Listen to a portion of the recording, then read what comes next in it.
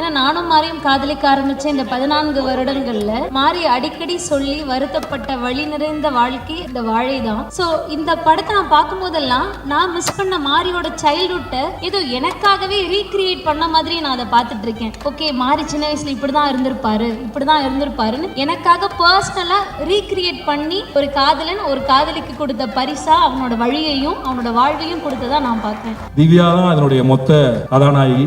உங்களுக்கு எல்லாம் குறிப்பு, திவ்யாவும் ஒரு டீச்சர். கடைசியில் செல்வம் கல்யாணம் பண்ணது ஒரு டீச்சர். இவர்கள் ஏன் இவங்க எல்லாம் இருக்க சொன்னா, இவங்க இல்லாம இந்த வாழை இல்ல. இங்க இருக்கக்கூடிய ஒவ்வொருவரும் வாழையினுடைய பின்னாடி இருக்காங்க. அப்புறம் வாழை சொல்வது இதுதான் நான் நம்புறேன். மாரி செல்வராஜ் அதுலதான் எழுதி பழக ஆரம்பிச்சான். அப்படி எழுதி பழகினால கிடைச்சதுதான் திவ்யா. காட்சியில படிச்ச ஏதோ ஒரு கதையை பார்த்து அப்படிதான் இல்லையா, அப்படிதான் என்கிட்ட சொன்னா, அது உண்மையானு தெரியல. அந்த கதையை பார்த்து எனக்கு தெரியாம என் ஆபீஸ்ல என் இன்டர்நெட்ல சேட் பண்ணி தொடங்கின காதல் தான் மாரி செல்வராஜ் திவ்யா காதல். திவ்யா மாரி செல்வராஜனுடைய வாழ்க்கையில மிக முக்கியமான ஒன்று நான் நினைக்கிறேன். திவ்யா இல்லாமல் இன்னொருவர் இருந்திருந்தா மாரி செல்வராஜ் இவ்வளவு உயரத்துக்கு வந்திருக்க முடியாது. ரொம்ப நன்றி திவ்யா. மாரி செல்வராஜை ஒரு மனைவியாக இருந்து பார்க்காமல் மாரி செல்வராஜை எழுத்தாளராகவும் இயக்குனராகவும் பார்த்து அதற்கு பிறகு கணவனாக பார்க்கிற உன் மனதிற்கு என்னுடைய நன்றி. அண்ட் அப்படி காட்சி மூலியமா திவ்யா, அதோட முக்கியம் திவ்யாவோட அம்மாவை நான் பாராட்டணும். ஏன்னா மாரி செல்வராஜ் திவ்யாவை காதலிச்சப்ப மாரி செல்வராஜுக்கு எந்த அறிமுகமும் கிடையாது. ஆனா அவங்க அம்மா நம்பினாங்க. அவங்களுடைய காதலை, அவங்க வீடு, அவன் டைரக்டர் அதுக்கு முன்னாடியே ஒத்துக்குச்சு. கூட இருந்த சொர்ணா நம்னா அந்த குடும்பமே அவன் பின்னாடி நின்றுச்சு. இதற்கெல்லாம் பின்னாடி இன்னொருத்தங்க இருக்காங்க. திருநெல்வேலியில ஸ்ரீவைகுண்டத்துல இருந்து கொஞ்சம் தள்ளி என் சொந்த ஊர்ல இருந்து இந்த பக்கம் ஆத்துக்கு இந்த பக்கத்துல இருக்கக்கூடிய மாரி செல்வராஜோடைய அண்ணன்கள். அவனை அடிச்சு வளர்த்த பெரிய அண்ணன். ஆக்சுவலா இன்னும் அதெல்லாம் பயோகிராஃபில வரல.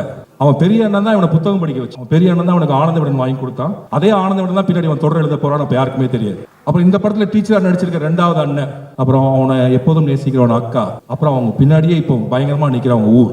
இப்படி ஒருத்தவங்களும் மாரி செல்வராஜனுடைய இந்த இடத்துக்கு மிக முக்கியமா காரணமா இருக்காங்க. அதெல்லாம் ஒரு முக்கியமா நான் என்ன நினைக்கிறேன், இந்த படத்துல எல்லாரும் இந்த டீச்சர் மீது அந்த ஒரு விடலை பையனுக்கு வந்த அந்த ஒரு பெரும் அன்பை பிரியத்தை திரும்ப சொல்லிட்டே இருந்தாங்க. என்னோட சினிமா குடும்பம் இதுதான். என்னோட சினிமாவில் நான் சம்பாதிச்சது அப்படின்னா இதுதான் என் உலகம். இது ரெண்டுக்கும் நான் இது 2 உலகத்துக்கும் உண்மையாக இருந்தாலே போதும்னு நினைக்கிறேன். இந்த 2க்கும் நான் முடிஞ்ச அளவுக்கு உண்மையாக ட்ரை பண்றேன். ஏன்னா நானும் மாரியும் காதலிக்க ஆரம்பிச்ச இந்த 14 வருடங்கள்ல மாரி அடிக்கடி சொல்லி வருத்தப்பட்ட வழி நிறைந்த வாழ்க்கை இந்த வாழை தான். ஸோ இந்த படத்தை நான் பார்க்கும் போதெல்லாம் நான் மிஸ் பண்ண மாரியோட சைல்ட்ஹுட்டை ஏதோ எனக்காகவே ரீக்ரியேட் பண்ண மாதிரி நான் அதை பார்த்துட்டு இருக்கேன். ஓகே, மாரி சின்ன வயசுல இப்படிதான் இருந்திருப்பாருன்னு எனக்காக பர்சனலா ரீக்ரியேட் பண்ணி ஒரு காதலன் ஒரு காதலிக்கு கொடுத்த பரிசா அவனோட வழியையும் அவனோட வாழ்வையும் கொடுத்ததா நான் பார்க்கிறேன். திவ்யா தான் அதனுடைய மொத்த கதாநாயகி. உங்களுக்கு எல்லாம் குறிப்பு, திவ்யாவும் ஒரு டீச்சர். கடைசியில் செல்வம் கல்யாணம் பண்ணது ஒரு டீச்சர். இவர்கள் ஏன் இவங்க எல்லாம் இருக்க சொன்னா, இவங்க இல்லாம இந்த வாழை இல்ல. இங்க இருக்கக்கூடிய ஒவ்வொருவரும் வாழையினுடைய பின்னாடி இருக்காங்க. அப்புறம் வாழை சொல்வது இதுதான் நான் நம்புறேன். மாரி செல்வராஜ் அதுலதான் எழுதி பழக ஆரம்பிச்சான். அப்படி எழுதி பழகினால கிடைச்சதுதான் திவ்யா. காட்சியில படிச்ச ஏதோ ஒரு கதையை பார்த்து அப்படிதான் இல்லையா, அப்படிதான் என்கிட்ட சொன்னா, அது உண்மையானு தெரியல. அந்த கதையை பார்த்து எனக்கு தெரியாம என் ஆபீஸ்ல என் இன்டர்நெட்ல சேட் பண்ணி தொடங்கின காதல் தான் மாரி செல்வராஜ் திவ்யா காதல். திவ்யா மாரி செல்வராஜனுடைய வாழ்க்கையில மிக முக்கியமான ஒன்று நான் நினைக்கிறேன்.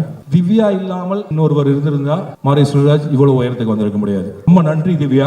மாரி செல்வராஜை ஒரு மனைவியாக இருந்து பார்க்காமல் மாரி செல்வராஜை எழுத்தாளராகவும் இயக்குனராகவும் பார்த்து அதற்கு பிறகு கணவனாக பார்க்கிற உன் மனதிற்கு என்னுடைய நன்றி. அண்ட் அப்படி காட்சி மூலியமா திவ்யா, அதோட முக்கியம் திவ்யாவோட அம்மாவை நான் பாராட்டணும். ஏன்னா மாரி செல்வராஜ் திவ்யாவை காதலிச்சப்ப மாரி செல்வராஜுக்கு எந்த அறிமுகமும் கிடையாது. ஆனா அவங்க அம்மா நம்பினாங்க.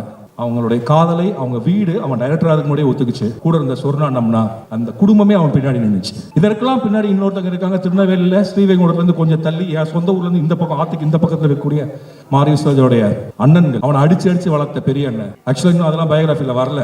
அவன் பெரிய அண்ணன் தான் இவனை புத்தகம் படிக்க வச்சு. பெரிய அண்ணன் தான் அவனுக்கு ஆனந்த விடன் வாங்கி கொடுத்தான். அதே ஆனந்த விடன் தான் பின்னாடி அவன் தொடர் எழுத போறான். அப்ப யாருக்குமே தெரியாது. அப்புறம் இந்த படத்துல டீச்சரா நடிச்சிருக்க 2வது அண்ணன், அப்புறம் அவனை எப்போதும் நேசிக்கிறவன் அக்கா, அப்புறம் அவங்க பின்னாடியே இப்போ பயங்கரமா நிக்கிறவங்க ஊர்.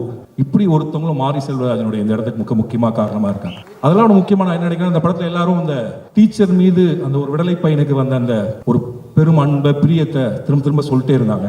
என்னோட சினிமா குடும்பம் இதுதான். என்னோட சினிமாவில் நான் சம்பாதிச்சது அப்படின்னா இதுதான் என் உலகம். இது 2க்கும் நான் இது 2 உலகத்துக்கும் உண்மையாக இருந்தாலே போதும்னு நினைக்கிறேன். இந்த 2க்கும் நான் முடிஞ்ச அளவுக்கு உண்மையாக ட்ரை பண்றேன்.